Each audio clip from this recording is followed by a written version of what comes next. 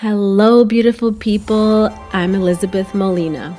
I'm a mother, a model on a mission, speaker, a certified life and health coach, as well as a licensed esthetician with a focus in post-op lymphatic drainage. I'm also trained in face gym. Many call me their beauty guru because of my curiosity, knowledge, and passion for the concept of beauty in the modern world.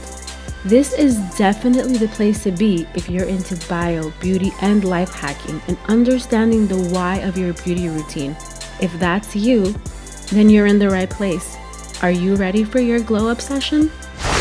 Hello, my beautiful people. Welcome back to the show. As you know, we are going over all the categories in the beauty circle. Today's category is sleep. And so obviously we have got the sleep guru on here today. Her name is Anandi. She is internationally known as the sleep specialist, or as we just said, the sleep guru. Anandi has become Anandi the sleep specialist, not just by studying sleep, but through her personal experience with insomnia and sleep disturbance. It's helpful for an expert to have had experience when helping others. She draws from both her personal journey and the study of sleep together with yoga and Ayurveda, which leads her to the creation of sleepology methodology. She has appeared in many magazine covers over the years in Moment Magazine, Daily Mail, The Sun, and Cosmopolitan. For articles you can check out on her Instagram and her website, which we will link below. She is really the person to be talking about sleep. She is trained in so many different things, and I cannot wait for you guys to get into this episode. Welcome, Anandi. Hi, Anandi. How are you? Did I miss anything? It's great to be here. And it's the sleep guru. It kind of came over time because I had my own struggle with chronic insomnia for many years. Wow. And over the last 30 years, basically, I have been working and researching how to resolve sleep issues. And I've discovered that you have to do certain things in a certain order. And this is all stuff that I've learned from myself. So I basically studied Ayurveda, studied yoga. I teach yoga teachers. I studied with Chopra. I do NLP. It's my own blend of all that stuff and my study in India, how I arrived to where I am right now. So beautiful. We're gonna dive into all of those different modalities. Cannot wait.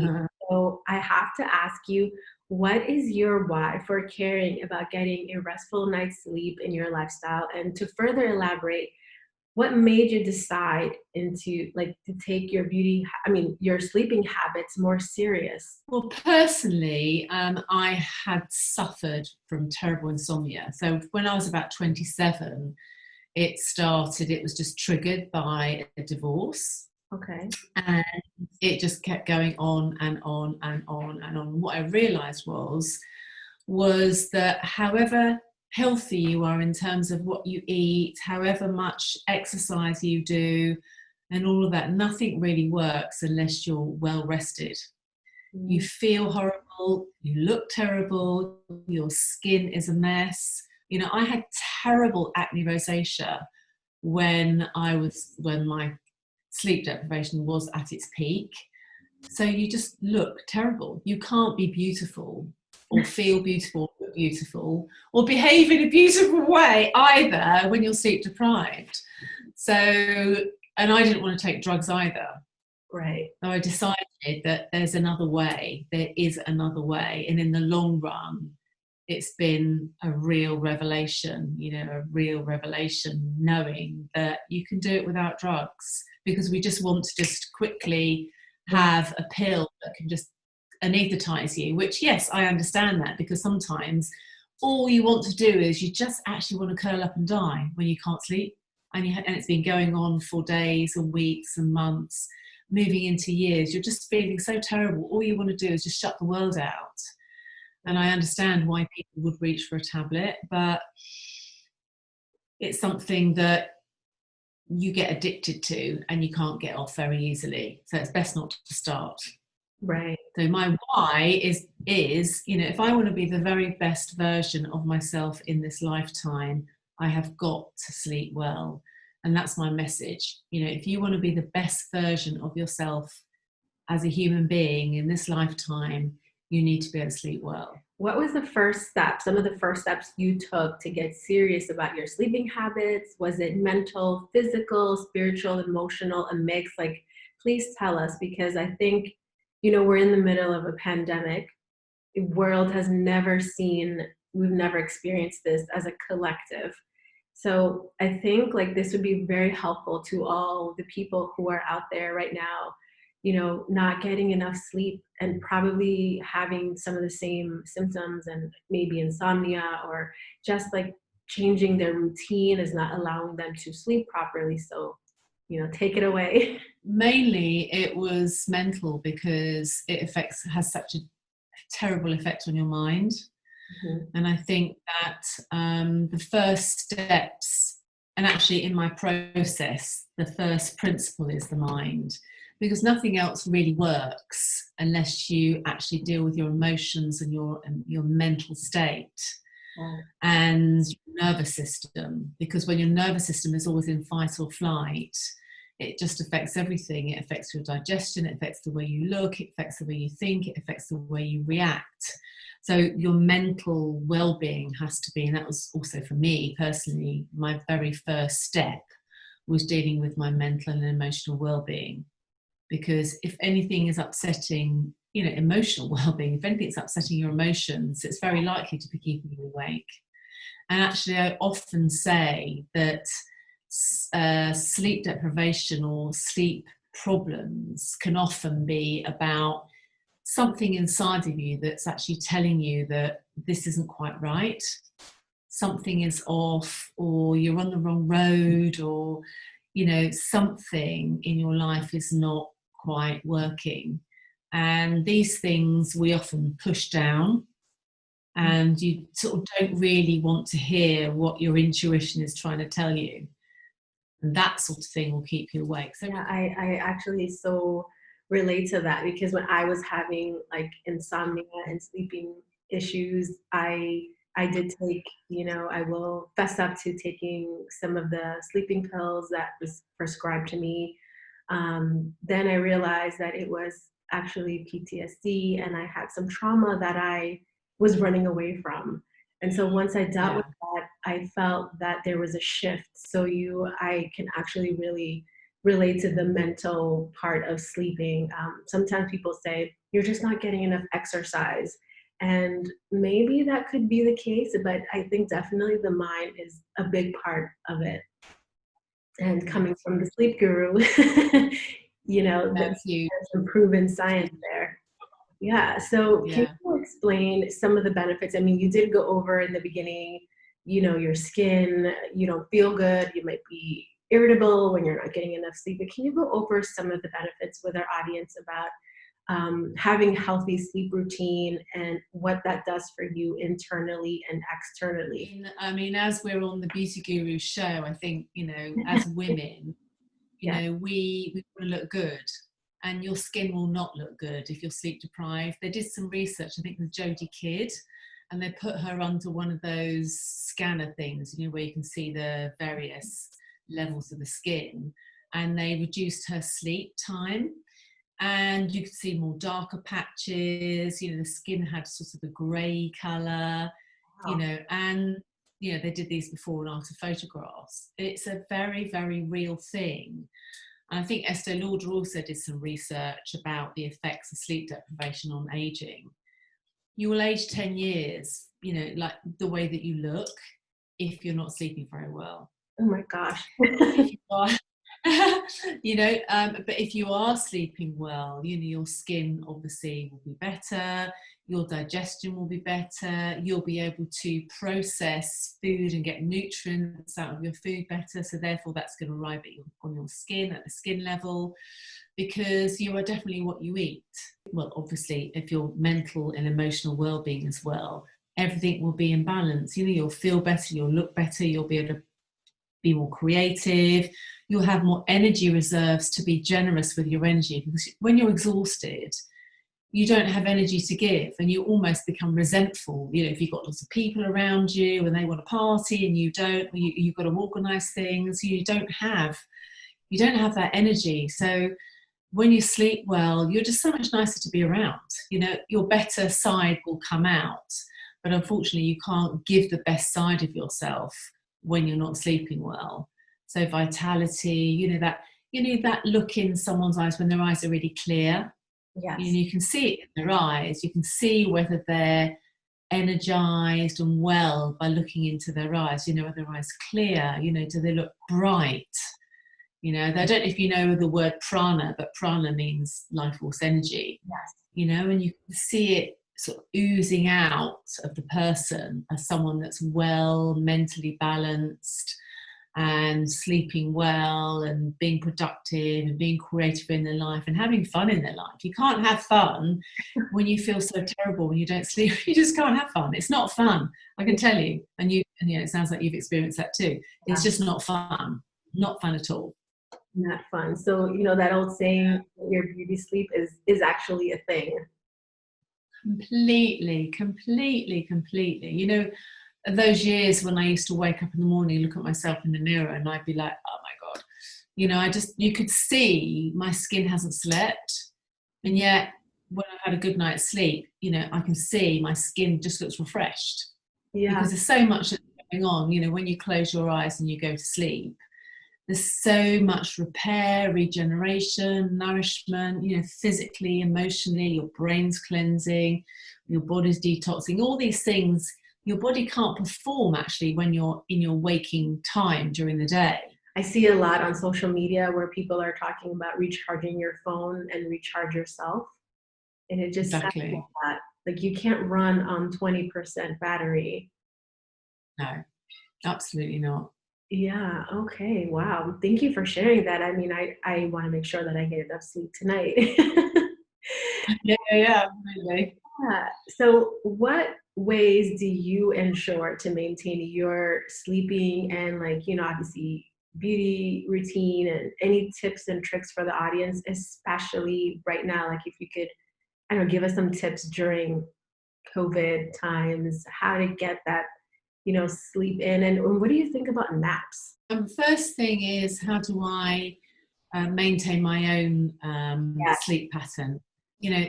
In my process, if anyone was going to take my quiz, they would see that there are certain types of people. 30% of the population are really predisposed to insomnia. There are certain types, because I work from an Ayurvedic lineage. And when you are a sensitive sleeper, as I am, or a Vata type for anyone out there who knows anything about Ayurveda, you're susceptible. It's like you don't really have an outer skin. You're very, very sensitive to everything that's around you. It kind of penetrates. It feels like you've got no outer skin and everything just goes in. So I need a lot of space personally. I top and tail my day with peace and quiet. I start my day with a practice every single morning. So it's like I step out into the threshold of my day from a peaceful place. And if I don't do that, I don't have a great day. It feels like I've woken up and then I've gone straight out into noise.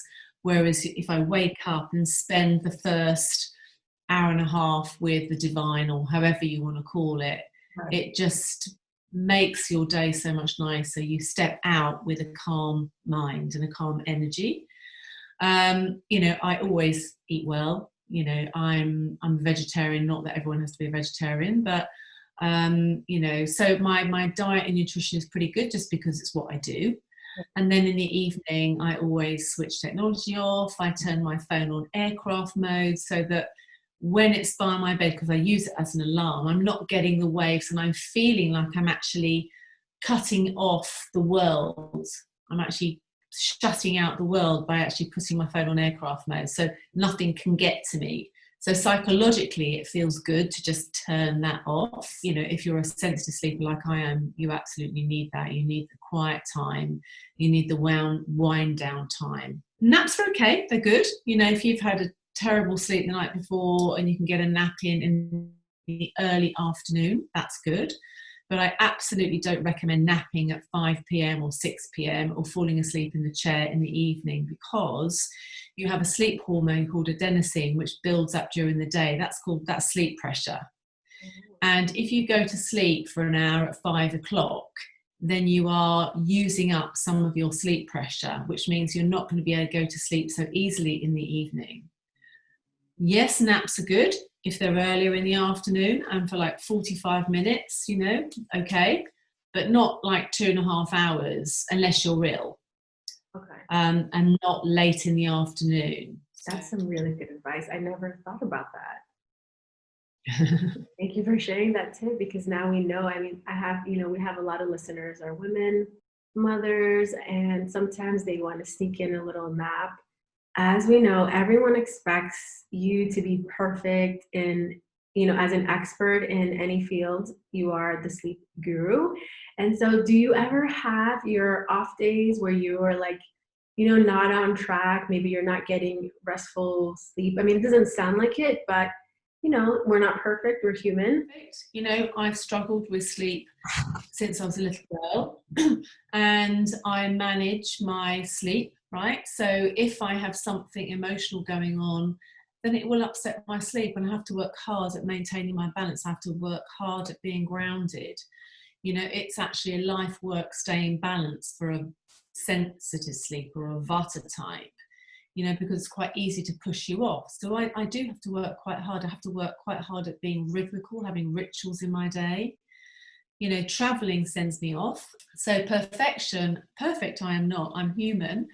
And that's why I do what I do, because I really understand what it feels like when you don't sleep well. So I can relate to people, how they feel.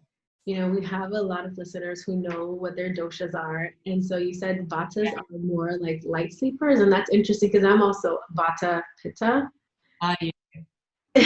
So I'm like, oh, okay, now I can understand why I'm a light sleeper, why I have trouble sleeping sometimes. So what are the doshas that you would say have an easier time with sleep? I would assume Kapha. Yeah, because of the ground. Kapha, they can sleep anywhere. They just put their head on the pillow. Those people who are really annoying, they put their head on the pillow and they're like, just go to sleep. What's the matter with you? Just go to sleep. That's what they would say. What do you mean you've got a problem with sleep? Just put your head on the pillow. It's easy. But it's not easy for a vata type, and it's sometimes not easy for a pitta type. Those very fired up, unbalanced kind of pitta types that are really on a mission. They're getting a bit acidic. They're a bit kind of angry. They're going into sort of overdrive, and they can also suffer from insomnia as well. It's more vata, but pittas do as well. And what about the tridoshic, the very rare tridoshic ones?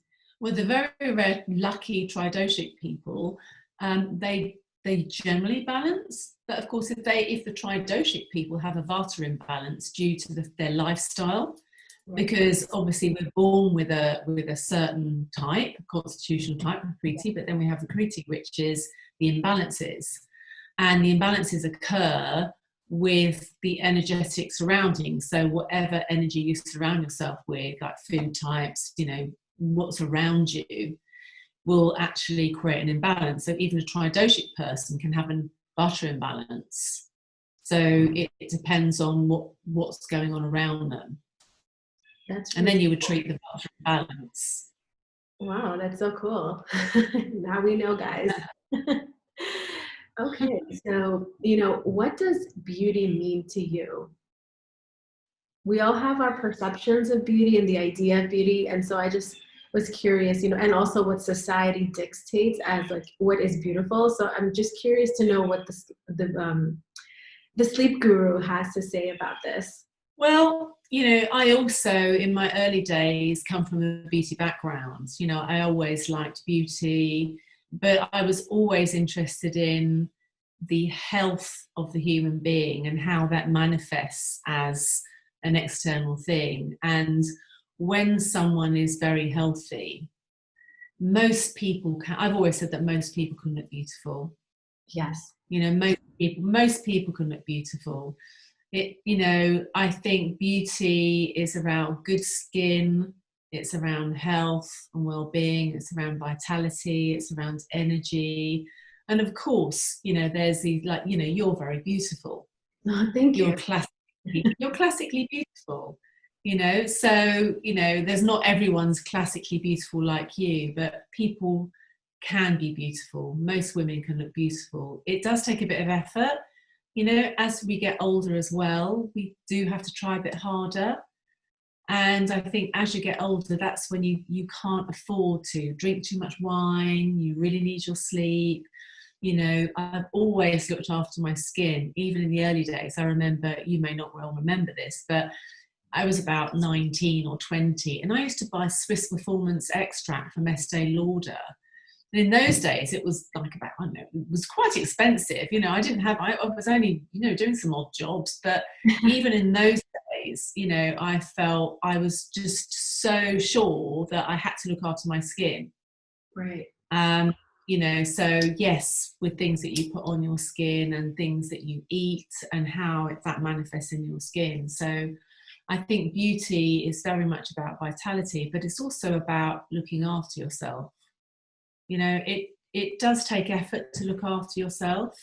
You know, it can be very easy to start slobbing around in leggings and, you know, baggy tops and, you know, not bothering with your hair, or, you know, not bothering with even just a sort of a touch of lip gloss or something. It's just, there's the little things. Right. So I think, yes, it's very lucky if you're classically beautiful, but that doesn't mean that you can't be beautiful. I love that. And thank you for the compliment. You're also very beautiful. You guys watch this, yeah, you'll see how beautiful she is as well. You're classically beautiful yourself, but sleeping and doing your practice, I'm sure helps. Because you're looking very vibrant, your skin is like, looks nice and firm and just very well taken care of. You can actually see there's like a glow on there, and I'm sure it's a combination of all your practices and your healthy lifestyle. So guys, take a note here. Was there a time that it was difficult to put yourself out there as the sleep guru? You know, you are breaking the mold in society standard and showing up, and, you know, sleep is sometimes very controversial when people think about, you know, are you sleeping? Are you being lazy? Are you sleeping too much? Are you being selfish with your sleep? Or, you know, giving yourself that space or those boundaries? And so, you know, does it ever get challenging when you put yourself out there as this, you know, sleep guru? I think that what I'm really challenging, I think, is the idea in society that the first place to go to is often a sleeping pill. And I'm saying that, you know, I'm not saying that you should never ever take a sleeping pill, but I'm saying that you can do it. And I think as the way that we think in modern days is that it has to be instantaneous. Yes. You know, every time, you know, years ago, you used to send a business letter and you used to wait till it to come back. Now we're firing off an email or a message, and if someone doesn't respond within 20 minutes, you're offended. You know, and so I think that the speed that we live in is not the speed of nature, and sometimes the sleep issue has taken years to manifest, and it's going to take time to unravel. Think of like a shoelace that you've tied up so tight and so many knots. You can't just undo it in a hurry. You've actually got to sort of unpick it. You've tied the mother of the mother of all knots in your shoelace, and then you've got to actually sort of unpick it to actually work out how you got there in the first place. Wow. So what I'm saying is that you've got to go to the root of the issue, and it's not that I'm slagging off doctors or anything like that, but it's actually, I'm trying to save their time on one level, because I'm trying to say to people, look to yourself, because the small things that you can do for yourself are more valuable than anything anyone else can do for you. And I think that the message is that we all sit in the doctor's office and go, you heal me. So there's one finger pointing at the doctor, but there's four pointing back to yourself. You know, it's like we are responsible for creating it, unless there's a genuine illness. but we're responsible for creating our own well-being. And I think that people like you and I, you know, we can plant seeds, but the water, sunshine and love has to come from the person.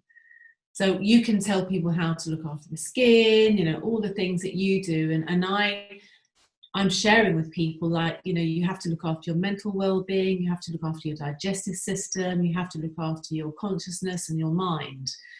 And this is how you do it, and this is the order that you do it in. And if you do it in that order, you won't have to get addicted to sleeping pills, because sleeping pills often turn into antidepressants, and then you get hooked on both. And, you know, that's not good long term. We have to look to ourselves. The beauty of Ayurveda is that it's an individual healing science. And it's not like I've got this symptom, so that thing heals this symptom. You know, Ayurvedically, you're looking at the individual as a person and what bits have gone out of balance and what do I need to actually put that back into balance. And that's something that I tell a lot of my clients as well, is that, you know, we do expect, because of the society that we're in, everything is so fast paced. Like you said, if you don't answer in 20 minutes, somebody's offended.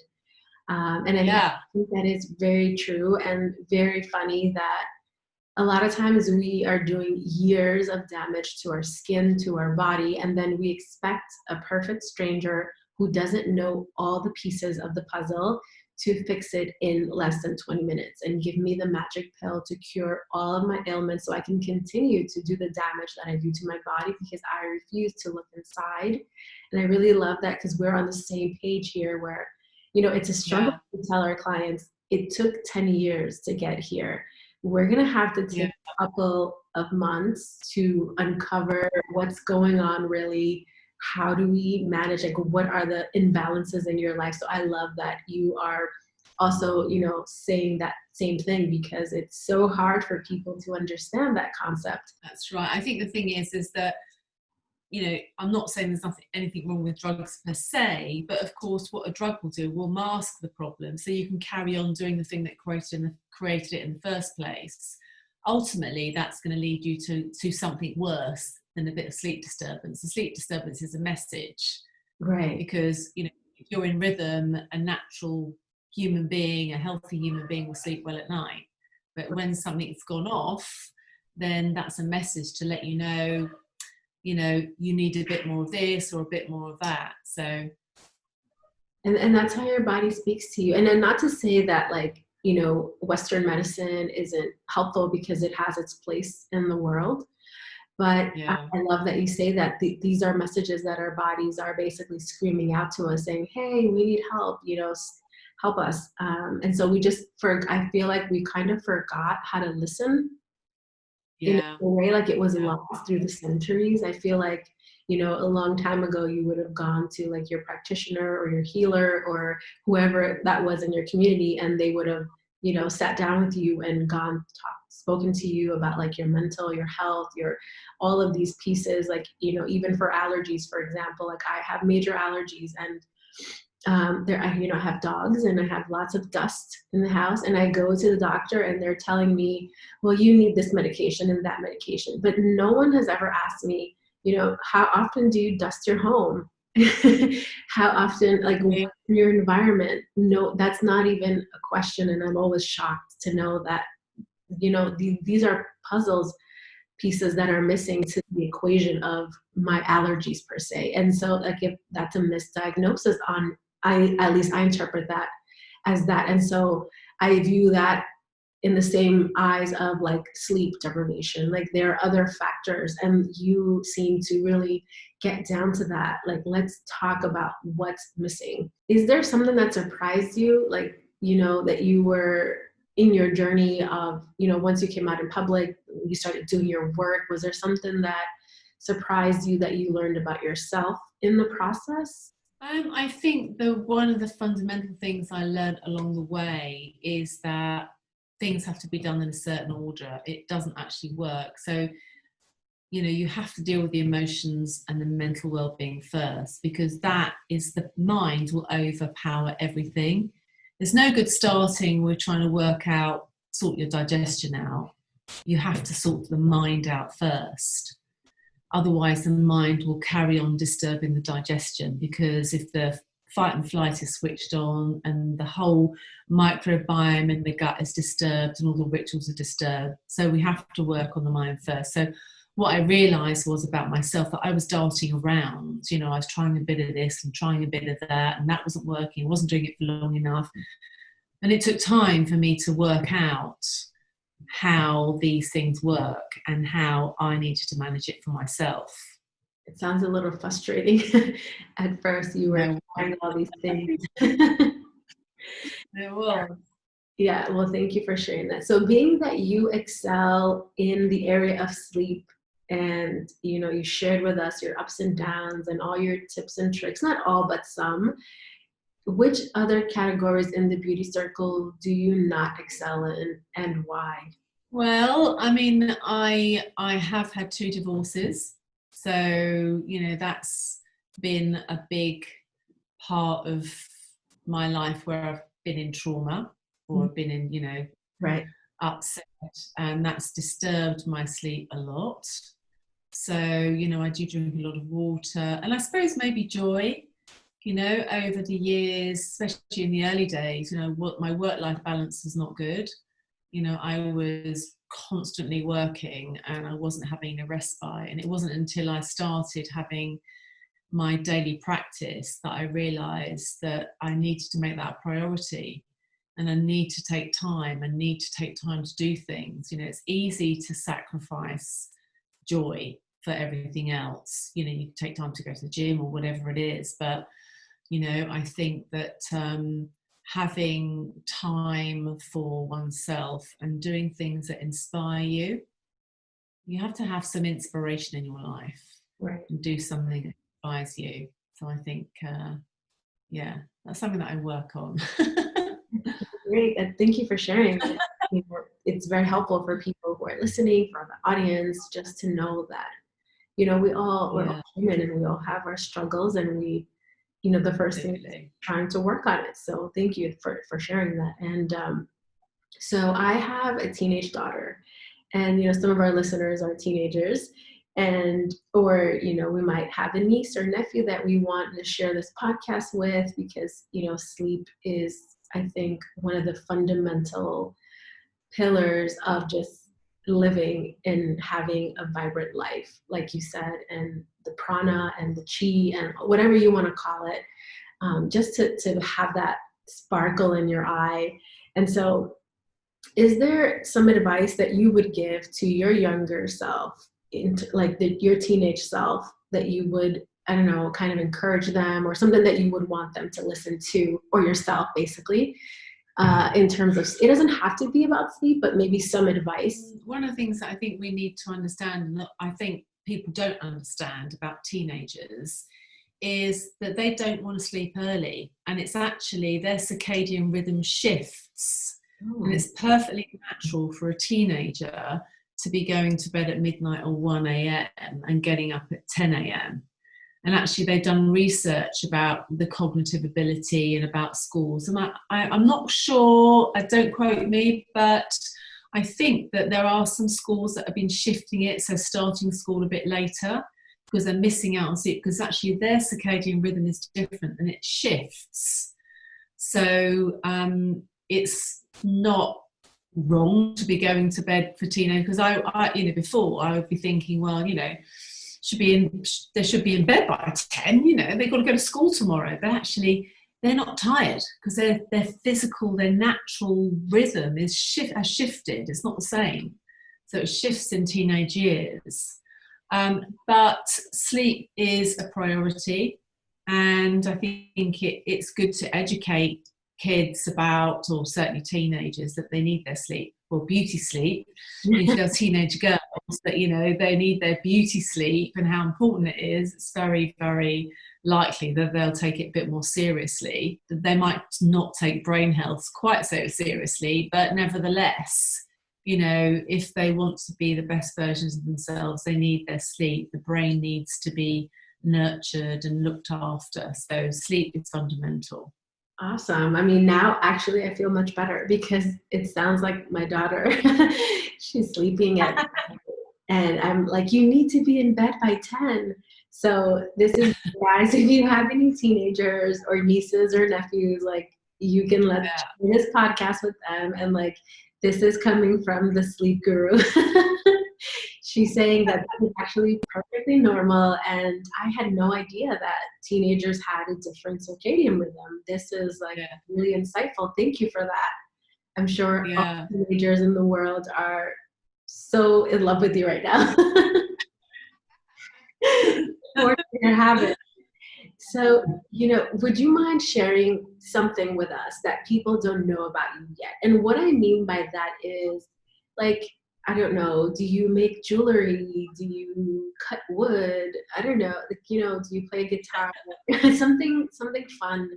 One of the things I do is I spend quite a bit of time in India, and I'm president of a school in the north of India where we send kids to school. And the kids there, most of those kids that are in our school would never have actually had an education, never have gone to school. So I spend quite a bit of time, working on that charity. And something else fun, I've ridden horses all my life. So I'm quite a horse really. Yeah. Not that I ride much lately, but yeah. So I would say, my passion is the kids. And I take that, I spend a lot of time. I have a sponsored daughter that I've been sponsoring for many years, who's now done an MBA she's in northern India. So she was left in an orphanage when she was 5 years old in India. And so, with no prospects, and, so she's now set to change her destiny. And that's been something that's been very wonderful to see. So, yeah. That's beautiful. Wow. I'm shocked and blown away. That's such a beautiful thing, and that you were able to help her change her destiny, like you said. Yeah. So wonderful. Yeah. It's wonderful to see. Yeah, well, thank you for sharing that. And I have to ask, you have so many different programs and modalities, and do you mind sharing some of your programs with us? I did see your melatonin testing, and there's just so many cool things that you have developed, and, just brag about yourself a little bit. My book, of course, my book on breath, because I did a great big exploration on breath when I was studying and researching about sleep. So breath has been a big thing for me, and I use a lot of breath in my Sleepology program. I have a 10-week, which is a one-to-one program with supported material online. And then where we dig into the reason why someone's not sleeping. It's not one size fits all, it's completely bespoke. There's a 4-week course for people who have been a bit off lately, to give them a few tips on what they need to do to bring themselves back into balance. That's a 4-week program. There's individual kind of workshops, I do talks and things like that. Retreats when there's no COVID, beautiful retreats, a lot of retreats in Italy. But hopefully that will come back in the not too distant future. And you have sleep yoga, or you do some yoga. I'm not sure exactly, what is it called again? Sleepology yoga. It's breath-centered movement yoga. So I've been teaching yoga for many years, and I'm a yoga teacher trainer as well. And the yoga is really about breath with movement. And it has things like mantra, obviously pranayama, it has meditation, movement, making space for the breath, because the breath is so intimately linked to the nervous system. Right. Yes. Beautiful. And you also have a book. Yes. Breathe Better, Sleep Better. Yes.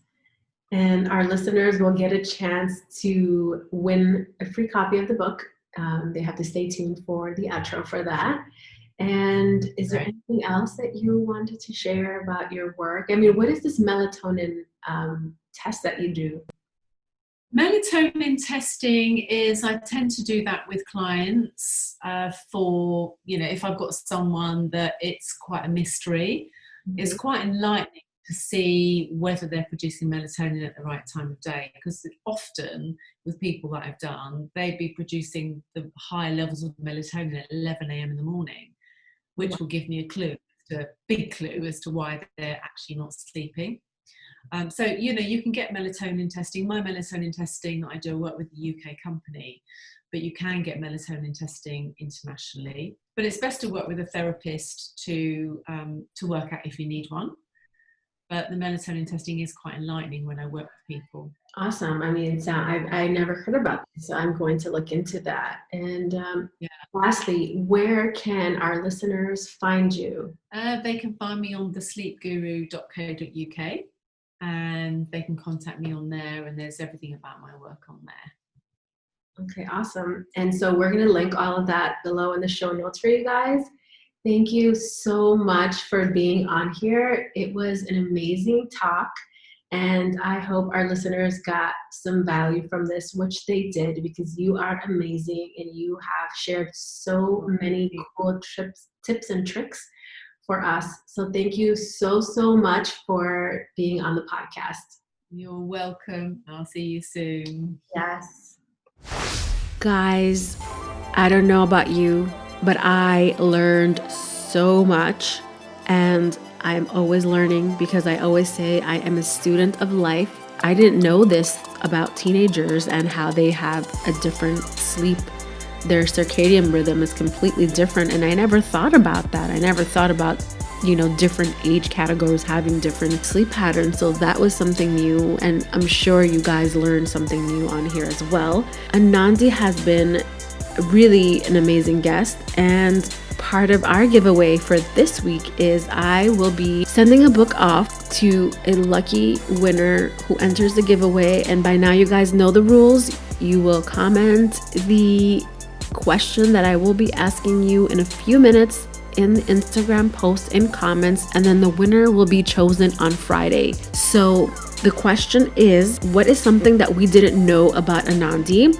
And the prize is a copy of her book called Breathe Better, Sleep Better. And really what this book is to help you sleep better, but it is dedicated to helping healing sleep issues with breath work and better practices like tools. Inside the book, you will learn how to calm down your nervous system, and like that's by increasing serotonin levels. It's going to tell you and help you how to get better sleep, quicker sleep, how to experience deeper sleep that's more nourishing. And as you know, when you go into deep sleep, that's when you're repairing. And I don't know about you guys, but that means anti-aging for me.